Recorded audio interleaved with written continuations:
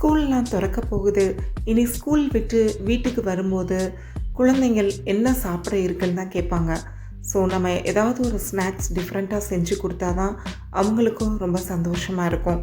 So என் பொண்ணு கேட்பாலே நம்ம என்ன செய்யலான்னு யோசிக்கும் போது எனக்கு பளீர்னு ஒரு ஐடியா வந்துச்சு.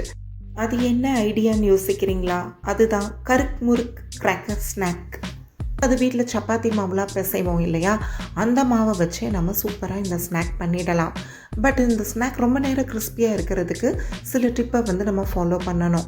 அதுக்கு நான் முதல்ல வீட்டில் இருக்கிற கோதுமை மாவை எனக்கு தேவையான அளவு எடுத்துக்கிட்டேன். அதில் தேவையான அளவு உப்பு போட்டு நல்லா கலந்து விட்டுருங்க. கொஞ்சம் எண்ணெய் சேர்த்துக்கிட்டோன்னா நம்மளோட ஸ்நாக் கிறிஸ்பியாக இருக்குன்னு தோணுச்சு. ஸோ நான் ஒரு 2 குழம்பு கரண்டி அளவுக்கு எண்ணெய் சேர்த்துக்கிட்டேங்க. எந்த எண்ணெய்னாலும் நீங்கள் சேர்த்துக்கலாம். சேர்த்துட்டு அந்த எண்ணெயும் மாவும் நல்லா பின்னி வர்ற அளவுக்கு கைகளாலேயே நல்லா பெசறி விடுங்க. அடுத்து ரொம்ப இம்பார்ட்டண்ட்டான டிப் நல்ல சுடு தண்ணியை ஊற்றி இந்த மாவை பிணையணுங்க. நம்ம தொடும்போது தண்ணி நல்லா சுட இருக்கணும். அது சூடாக இருந்தாலும் பரவாயில்ல, கைகளால் கிளற முடியாட்டி நீங்கள் கரண்டி வச்சு கூட கிளறிக்கலாம். இந்த மாதிரி மெதுவாக அந்த சுடு தண்ணியை தேவையான அளவு ஊற்றி நல்லா மாவை ரொம்ப டைட்டாக பிணையாமல், அதுக்காக ரொம்ப லூஸாகவும் பிணையாமல், ஒரு கரெக்டான பதத்தில், அதாவது இந்த மாதிரி பிணையணும். விரலை வச்சு அழுத்தினா அந்த விரல் உள்ளே போய் அமுங்குற அளவுக்கு லூஸாக பிணைஞ்சா போதும்.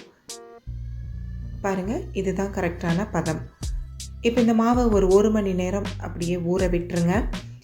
இப்போது இந்த மாவில் நம்ம 1 மணி நேரம் கழித்து சப்பாத்தி தான் தேய்க்க போகிறோம். பட் கொஞ்சம் டிஃப்ரெண்ட் ஸ்டைலாக தேய்க்க போகிறோம். நான் கொஞ்சம் மாவை இந்த கிச்சன் ஸ்லாப்பில் தூவிக்கிட்டேன். அதில் இந்த சைஸ்க்கு உருண்டை எடுத்துகிட்டு அதை நல்லா எவ்வளோ நைஸாக தேய்க்க முடியுமோ அந்த அளவுக்கு நைஸாக தேய்ச்சிக்கணும். மாவு நல்லா தாராளமாக நம்ம தூவும் போது உங்களுக்கு எவ்வளோ இழுத்தாலும் உங்களுக்கு நல்லா நைஸாக வரும். பாருங்கள் எவ்வளோ நைஸாக நான் தேய்ச்சி வச்சுருக்கேன்னு. இதே மாதிரி இன்னொரு உருண்டை எடுத்து நல்லா மாவில் பரட்டி எடுத்துட்டு அதையும் நல்லா தாராளமாக மாவை நல்லா தேய்ச்சி பெருசாக்கிக்கோங்க. இப்போது ஏற்கனவே தேய்ச்ச அந்த சப்பாத்தியில் மாவு மேலாவில் இருந்தனால இதை அது மேலே அப்படியே வச்சுட்டேன். அடுத்து நான் இன்னொரு சப்பாத்தி மாவு தேய்க்க போகிறேன். அதுக்கு முன்னாடி இது மேலே கொஞ்சம் நம்ம ஏற்கனவே தேய்ச்சி வச்சுருக்க அந்த மாவு மேலே கொஞ்சம் நம்ம உலர்ந்த மாவை தூவி நல்லா தேய்ச்சி வச்சுட்டு 3ஆவதாக நம்ம திரட்டுற அந்த சப்பாத்தி மாவை அந்த மாவு மேலேயே வச்சுடுங்க. இந்த மாதிரி வச்சுட்டு இதுக்கப்புறம் நம்மளுக்கு பிடிச்ச மாதிரி டிசைனில் நம்ம கட் பண்ண போகிறோம். நான் குழந்தைங்கள்லாம் ரொம்ப விரும்பி சாப்பிட்றதுக்காக ஸ்ட்ரெயிட் கட்டு இல்லை க்ராஸ் கட்லாம் கட் பண்ணாமல் அச்சு வச்சு கட் பண்ணுறேன். நான் இங்கே ஹார்ட்டின் அச்சு செலக்ட் பண்ணியிருக்கேன். அது அப்படியே மாவு மேலே வச்சு எடுக்கும் போதே அழகாக அந்த மாவு ஹார்ட்டின் ஷேப்பில் வந்துருச்சு. நம்ம ஒவ்வொரு லேயர்லேயும் மாவு தூவி பண்ணியிருக்கனால அந்த 3 லேயர் ஹார்ட்டினுமே அழகாக மெதுவாக எடுக்கும் போதே நம்மளுக்கு பிரிஞ்சு வந்துருச்சு பாருங்கள். இந்த மாதிரி இந்த மாவில் அச்சுகளை வச்சு எல்லாத்தையும் நான் அப்படியே கட் பண்ணி எடுத்திருக்கேன்.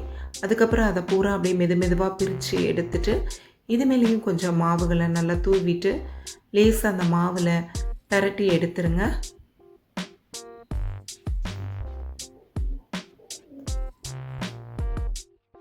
இப்போ நம்மளோட மாவு பொரிக்கிறதுக்கு ரெடி ஆகிடுச்சு.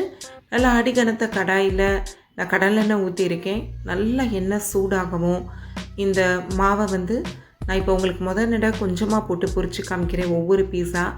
ஆக்சுவலாக நம்ம மாவு போட்டு நல்லா பரட்டியிருக்கனால நீங்கள் அப்படியே அள்ளி இன்னும் அதிகமாகவே போட்டு நீங்கள் பொரிச்சிங்கனாலும் உங்களுக்கு ஒட்டாமல் நல்லா பொரிஞ்சு வரும். இப்போது இதை ஹை ஃப்ளேம்லேயே வச்சுருக்கேன். தேவைப்பட்டால் மீடியம் ஃப்ளேமில் வச்சுக்கோங்க. இந்த மாதிரி செவக்க பொரித்து எடுக்கணுங்க. நீங்கள் பூரியெல்லாம் பொரிக்கிற மாதிரி நார்மலாக பொரிக்கக்கூடாது, கொஞ்சம் செவக்க பொரித்து எடுக்கணும். இந்த மாதிரி எல்லா துண்டுகளையும் போட்டு பொரித்து எடுத்துக்கோங்க. ஆக்சுவலாக நம்ம இந்த ஹார்ட்டின் ஷேப் அச்சு எடுத்து பிரித்தோம் பார்த்தீங்களா, பிரித்ததுக்கப்புறம் நீங்கள் ஃபோர்க் ஸ்பூன் இருந்தால் அது நடுவில் அப்படியே இந்த மாவில் குத்தி எடுத்தால் கூட உங்களுக்கு உள்ளுக்குள்ளே ஆயில் போய் நல்லா ஃப்ளாட்டாக பொரிஞ்சு வரும். இப்போ நான் பொரிக்கிறதுல உங்களுக்கு கொஞ்சம் புசுன்னு பொரிஞ்சு வரும். பட் அதனாலலாம் கிறிஸ்பினஸ் கண்டிப்பாக போகாதுங்க. இந்த மாதிரி நல்லா செவக்க பொரிச்சு எடுத்துக்கோங்க. அப்போ தான் உங்களுக்கு பொறுப்பு நல்லாயிருக்கும். நம்ம பேக்கிங் பவுடர், பேக்கிங் சோடா எதுவுமே யூஸ் பண்ணாமல் வீட்டில் உள்ள மாவுலேயே எவ்வளோ அருமையாக சில டிப்பை ஃபாலோ பண்ணி பொரிச்சு எடுக்கிறோன்னு பாருங்கள். எவ்வளோ கிறிஸ்பியாக உடையுது. இது நம்ம ஈவினிங் ஸ்நாக்குன்றனால உடனே செஞ்சு ஓரளவு ஒரு சில மணி நேரங்கள்லேயே காலி பண்ணிவிடுவோம். அதனால நம்ம எந்த வித கெமிக்கலும் சேர்க்க தேவையில்லை. இப்போ இதில் உங்களுக்கு தேவையான அளவு மிளகுத்தூள் மற்றும் உப்புத்தூள் மட்டும் சேர்த்துட்டு இதை வந்து நல்லா குலுக்கி எடுத்து வச்சிட்டிங்கன்னா உங்களுடைய கருக் முறுக் கிராக்கர் ஸ்நாக் ரெடி. பாருங்கள், வீட்டில் உள்ள பொருளை வச்சு எவ்வளோ ஈஸியாக பண்ணிட்டோம். இதை நீங்கள் ஒரு முறை செஞ்சு கொடுத்து பாருங்கள். உங்கள் குழந்தைங்கள் மற்றும் பெரியவங்க கூட வீட்டில் ரொம்ப விரும்பி சாப்பிடுவாங்க. இந்த ரெசிபி உங்களுக்கு பிடிச்சிருந்தா ஆதிரா ஜங்ஷனில் லைக் பண்ணுங்கள், ஷேர் பண்ணுங்கள், சப்ஸ்கிரைப் பண்ணுங்கள். மறக்காமல் பெல் ஐக்கானையும் ப்ரெஸ் பண்ணிவிடுங்க. மீண்டும் ஒரு ரெசிபியோடு சந்திப்போம்.